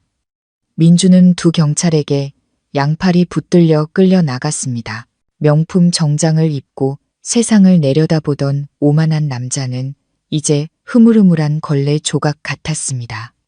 번쩍이던 구두가 대리석 바닥에 처참한 소리를 내며 끌렸습니다. 민주는 소리치거나 저항하지 않았습니다. 극심한 공포와 잔혹한 진실이 그의 목을 졸랐습니다. 서연 옆을 지나갈 때 그는 멍한 눈으로 그녀를 올려다보며 입술을 달싹였습니다. 서연아, 내가 잘못했어. 서연은 대답하지 않았습니다. 그녀의 시선은 그의 등 뒤 허공을 향해 있었습니다. 그녀에게 박민준이라는 남자는 3년 전 더러운 야망을 위해 돈다발을 던지던 그날 이미 죽었습니다. 아라는 달랐습니다. 그녀는 비참하게 울부짖었고 값비싼 화장은 눈물에 번져 얼룩덜룩해졌습니다. 그녀가 범죄의 도구로 사용했던 5억짜리 다이아몬드 팔찌는 이제 경찰의 증거물 봉투 안에 있었습니다. 몇 분 전까지만 해도 그녀를 사모님이라며 떠받들던 사람들의 경멸 어린 수군거림 속에서 그녀는 끌려 나갔습니다. 연회장 문이 닫히고 아라의 비명이 사라지자 섬뜩한 침묵이 찾아왔습니다. 그러자 마치 짝이라도 한 듯 상류층 인사들이 움직이기 시작했습니다. 서연을 모욕하는데 동조했던 그들은 이제 서로를 밀치며 그녀에게 다가왔습니다. 그들의 얼굴은 경멸에서 아첨으로, 오만에서 애원으로 순식간에 바뀌었습니다. 아, 서연 총경님, 제가 눈이 삐어서 큰 사람을 몰라봤습니다. 너그러이 용서해 주십시오. 한 남자가 떨리는 손으로 금방 명함을 내밀었습니다. 총경님, 저희 회사는 언제나 법을 준수합니다. 태산그룹에 대해 필요한 정보가 있으시면 제가 적극 협조하겠습니다. 또 다른 사람이 끼어들며 비굴한 미소를 지었습니다. 서연은 자신을 둘러싼 사람들을 보았습니다. 잘 차려입은 그들의 얼굴에 흐르는 식은땀과 명품 옷 뒤에 숨은 비겁함을 보았습니다. 그들은 뉘우쳐서 사과하는 것이 아니었습니다. 한서연 총경의 권력이 두려워 사과하는 것이었습니다. 공포 위에 세워진 존경심은 너무나 값쌌습니다. 그녀는 어떤 명함도 받지 않고 마치 투명한 기둥을 지나치듯 그들 사이를 걸어 나갔습니다. 그녀의 구두 소리만이 차갑고 규칙적으로 울렸습니다. 김경정, 현장 마무리 부탁해. 난 먼저 퇴근하지. 알겠습니다, 총경님. 김경정이 그녀의 모습이 엘리베이터 문 뒤로 사라질 때까지 부동자세로 격리했습니다. 서연은 호텔을 빠져나왔습니다. 밤바람이 와인 얼룩이 남은 그녀의 회색 재킷을 스쳤습니다. 그녀는 숨을 깊이 들이마셨습니다. 호텔 밖 공기에는 돈 냄새도 역겨운 향수 냄새도 없었습니다. 대신 자유의 맛이 있었습니다. 그녀는 지난 3년간 짓눌렀던 거대한 바위를 내려놓은 듯 가슴이 가벼워졌습니다. 관용차 한 대가 그녀 앞에 섰습니다. 젊은 운전병이 황급히 내려 문을 열었습니다. 어디로 모실까요? 총경님, 집으로. 서연이 짧게 대답했습니다. 그녀의 목소리는 지휘관의 단호함을 벗고 본래의 차분함을 되찾아 있었습니다. 차는 밤의 도시 속으로 미끄러져 들어갔습니다. 창밖으로 노란 가로등 불빛이 스쳐 지나갔습니다. 지난 3년간 그녀는 이 사건의 증거를 위해 거짓의 그림자 속에서 버림받은 아내라는 가면을 쓰고 살아야 했습니다. 민주는 그녀를 집에서 내쫓은 것이 현명한 선택이었다고 생각했겠지만 그는 몰랐습니다. 바로 그 순간이 사냥꾼에게 자신의 영토로 들어오는 문을 활짝 열어준 순간이었다는 것을. 차는 낡고 평범한 아파트 단지 앞에 멈췄습니다. 서연은 자신의 작은 아파트로 올라갔습니다. 방은 조용했고 가구는 소박했습니다. 샹들리에도 값비싼 소파도 없었습니다. 서연은 비녀를 풀었고 검고 긴 머리카락이 어깨 위로 쏟아졌습니다. 그녀는 낡은 정장을 벗고 편안한 면 잠옷으로 갈아입었습니다. 배에서 꼬르륵 소리가 났습니다. 온갖 산의 진미가 널려있던 로열 제니스 호텔에서 그녀는 아무것도 먹지 못했습니다. 서연은 부엌으로가 찬장을 열었습니다. 봉지라면 하나가 덩그러니 놓여 있었습니다. 그녀는 익숙하게 물을 끓였습니다. 고요한 공간에 물 끓는 소리가 평화롭게 울렸습니다. 그녀는 그릇에 면과 수프를 넣고 뜨거운 물을 부었습니다. 라면 냄새가 피어올랐습니다. 바로 그 냄새. 10년 전 15제곱미터짜리 반지하 방에서 민준과 함께 추운 겨울밤을 버티게 해주었던 냄새. 그 시절 라면 냄새는 결핍과 고단함, 그리고 희미한 희망의 냄새였습니다. 하지만 오늘 밤의 라면은 달랐습니다. 서연은 작은 식탁에 앉아 천천히 노란 면발을 집어 올렸습니다. 뜨거운 김이 그녀의 깊은 눈을 흐릿하게 만들었습니다. 짭짤한 국물이 혀끝에 감돌았습니다. 그녀는 맛있게, 여유롭게 서두르지 않고 먹었습니다. 이 라면은 더 이상 고통의 상징이 아니었습니다. 진실됨의 상징이었습니다. 그것은 그녀에게 그녀의 근원을, 그녀가 왜 이 제복을 선택했는지를 상기시켜 주었습니다. 그녀는 과거와의 빚을 모두 갚았습니다. 돈으로 사람을 짓누르는 방식이 아닌 정의로 거짓을 벗겨내는 방식으로 명예를 되찾았습니다. 민준과 아라는 오늘 밤 차가운 유치장 벽을 마주하게 될 것입니다. 그 상류층 인사들은 자신들의 비리 때문에 불안에 떨며 잠 못 이룰 것입니다. 그리고 그녀에게는 따뜻한 라면 한 그릇과 평온한 잠이 있었습니다. 정의는 때로 더디게 오지만 언제나 가장 선명한 모습으로 도착합니다. 서연은 마지막 남은 국물까지 마시고 희미하게 미소 지었습니다. 마음 깊은 곳에서 우러나온 진짜 미소였습니다. 그녀는 창밖 도시를 부드럽게 비추는 달빛을 바라보았습니다. 내일이면 그녀는 또 다른 사건과 함께 새로운 하루를 시작할 것입니다. 하지만 이 순간부터 박민준이라는 이름과 굴욕으로 가득 찼던 과거의 라면 조각들은 그녀의 마음속에서 영원히 지워질 것입니다. 그녀는 일어나 그릇을 깨끗이 씻고 불을 껐습니다. 어둠이 방을 감쌌지만 서연의 마음속에서는 그 어느 때보다 찬란한 자유의 빛이 타오르고 있었습니다. 시청자 여러분, 오늘 이야기는 여기까지입니다. 지금까지 여러분의 마음 쉼터, 마음 정거장이었습니다. 구독과 좋아요는 저희에게 정말 큰 힘이 됩니다. 언제나 건강하고 행복하고 평안하시기를 바랍니다. 다음 영상에서 다시 뵙겠습니다. 감사합니다.